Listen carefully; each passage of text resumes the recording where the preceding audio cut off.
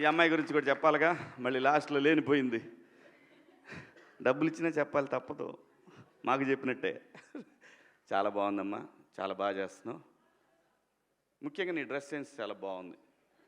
దయచేసి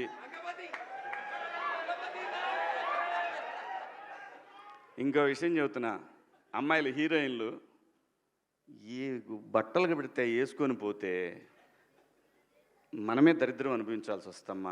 ఏమనుకోవద్దు, హీరోయిన్లు అందరూ మీరు అనుకున్నా నాకు పోయేది లేదు, లాగి పీకుతాం మనం, అది వేరే విషయం. కానీ మీ అందం చీరలోనో, మీ అందం నిండుగా కప్పుకునే బట్టల్లోనే ఉంటుంది తప్పితే సామాను కనపడే దాంట్లో ఏముండదమ్మా.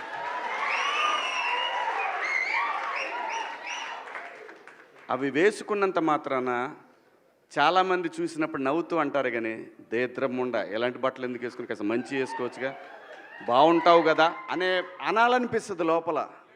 అనలేము. అంటే మళ్ళీ స్త్రీ స్వాతంత్రం లేదా స్వేచ్ఛ లేదు.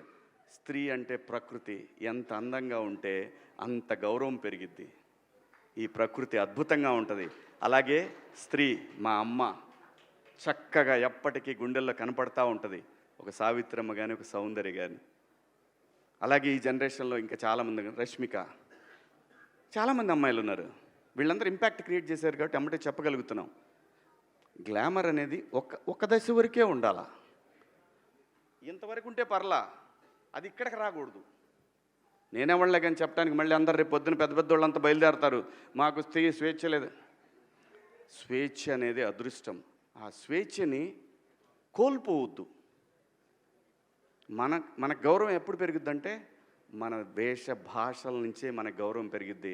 అందులో ప్రపంచ వేదికల మీదైనా సరే చీర కట్టుకున్న వాళ్ళకే విశ్వసుందర కిరీటాలు వచ్చినాయి. Thank you so much.